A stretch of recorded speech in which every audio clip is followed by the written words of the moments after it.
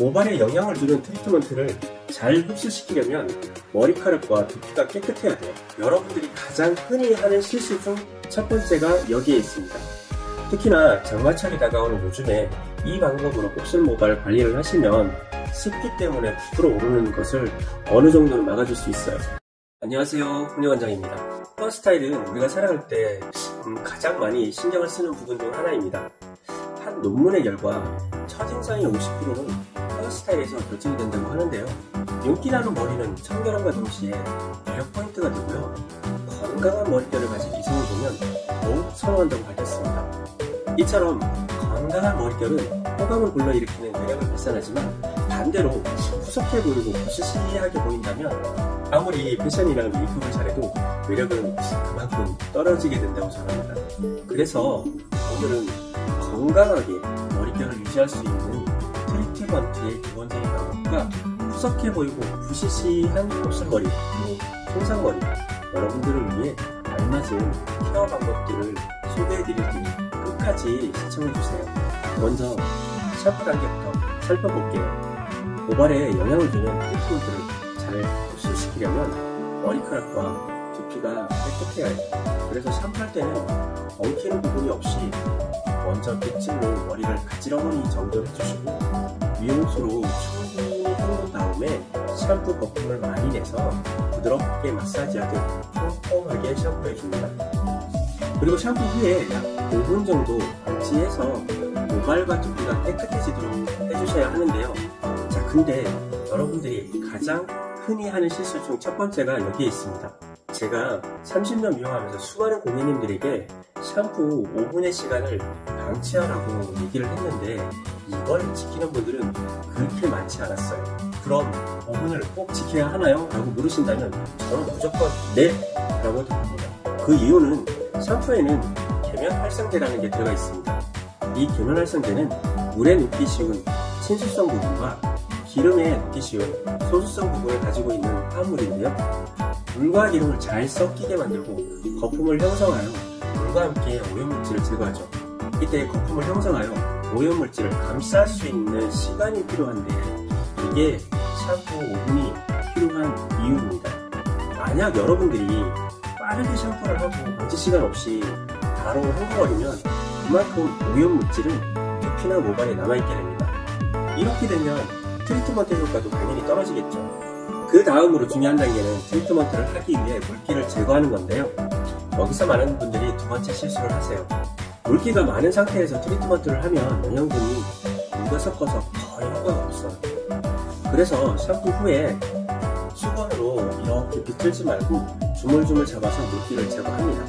가볍게 툭툭 두드려가며 말려서 최대한 물기가 없는 상태로 만들어야 트리트먼트가 잘 흡수됩니다.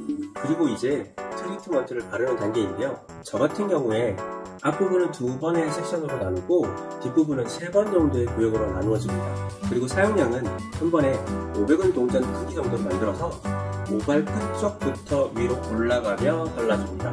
여기서 흔히들 하는 세 번째 실수가 있는데요. 모발이 대부분 단백질로 이루어져 있는 건 아시죠?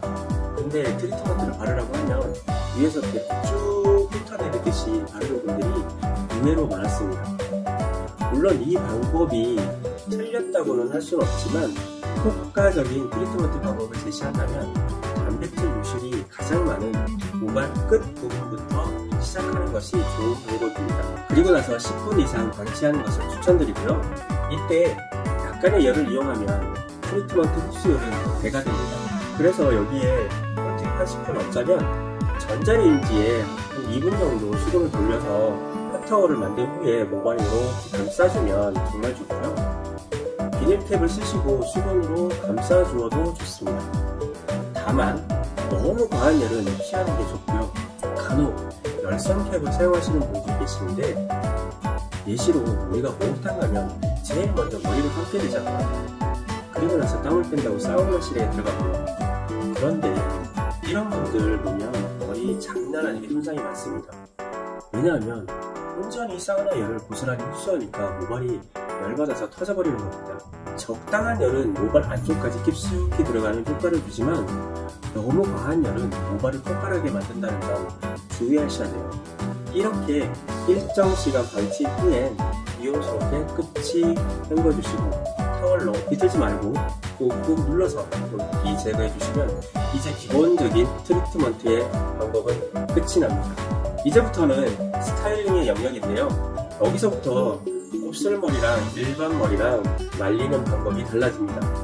일반적인 직모, 가는 모발들은 두피는 무조건 찬바람으로 말려주고 모발은 에센스를 바르고 볼륨을 살리고자 하는 부분에 반대 방향으로 말려줘 볼륨을 좀 살려주고 필요에 따라서 스타일을 하시면 됩니다. 크게 어려움은 없어요. 단지 볼륨이나 웨이브의 선호에 따라서 스타일이 달라지는 것 뿐입니다. 근데 곱슬머리는요, 장마철이라든지 습한 날씨 등 외부 환경에 매우 민감해요. 그래서 하나하나 꼼꼼하게 체크하는 게 중요한데요. 우선 곱슬머리나 손상이 심한 분들은 간혹 샴푸 후에 타올로 이렇게 둘둘 말아놓고 화장을 하거나 집안일을 하시는 경우가 많은데, 이때 말아놓은 수건 때문에 뿌리 부분이 이렇게 휘어져서 원하는 만큼의 차분함과 윤기를 볼 수가 없게 됩니다. 그래서 곱슬모발이나 손상머리를 가진 분들은 무조건 머리부터 말리고 다른 일상을 시작하는 것이 좋습니다.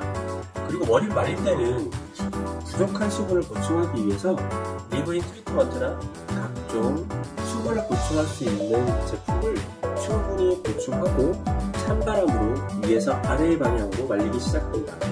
손상머리 경우 최대한 부드러운 터치감으로 쓸어내리듯 말려주고요. 곱슬머리인 경우는 약간의 힘을 주어 잡아당기듯 위에서 아래로 말려주면 곱슬머리를 보정하는 효과를 볼 수 있으며 한결 차분해지는 경험을 하시게 될 것입니다. 물론 이렇게 찬바람으로 말리면 시간은 조금 지체될 수 있으나 푸석하고 부시시해 보이는 것보단 월등하게 좋은 방법이니까 적극 추천합니다. 머리가 다 말려졌다면 또 한 번 보습제나 겨울 보호제를 모발 콧구멍만 도포하여 고데기를 사용하거나 아니면 드라이롤을 이용해서 가볍게 훑어주면 더욱 윤기 있어 보이게 만들 수 있습니다. 물론 모든 곱슬에 이 방법이 동일하게 적용되는 건 아닙니다. 100% 유전적인 강곱슬은 매직을 하는 것이 훨씬 더 좋은 방법이고요. 제가 말씀드린 곱슬의 범위는 강곱슬 내지 손상이 심해서 곱슬이 심해지는 경우 트리트먼트를 효과적으로 하면 좋아지는 것을 알고 있으니까 추천드리는 거고요. 특히나 장마철이 다가오는 요즘에 이 방법으로 곱슬모발 관리를 하시면 습기 때문에 부풀어 오르는 것을 어느 정도는 좀 막아줄 수가 있어요. 자, 그럼 오늘 기본적인 핵심만 다시 한번 정리 한번 해볼게요. 깨끗하게 샴푸 후에 5분 정도는 감치를 하시고요. 물기는 최대한 제거 후에 모발 끝에서부터 위로 트리트먼트를 바르고 난 후에는 최소 10분 이상은 감치를 해주시고요. 다음은 미온수로 깨끗하게 헹굴고 타월로 물기를 제거합니다. 두피는 찬바람으로 100% 말리고 직모 가는 머리는 원하는 볼륨의 반대 방향으로 말리고 곱슬머리는 좀 귀찮더라도 100% 찬바람으로 잡아당기듯 말려주고 손상머리는 부드럽게 위에서 아래로 큐티클을 쓸어주듯 말려줍니다. 이런 방법들이 여러분이 생각하시기에 기본적인 미용 스타일인데요. 30년 미용하며 아무리 좋은 제품을 써봐도 이런 기본적인 시술로 홈케어 관리만 꾸준히 한다면 미용실에서 하는 것 이상으로 많은 효과를 보실 수 있습니다. 꼭 해보시고 효과를 보시기를 바랄게요. 저희 채널에서는 앞으로도 다양한 곱슬머리, 손상모 아니면 다른 일반 모질 등의 헤어 관리 꿀팁들을 계속 업데이트 할 거니까 많은 관심 부탁드리고요.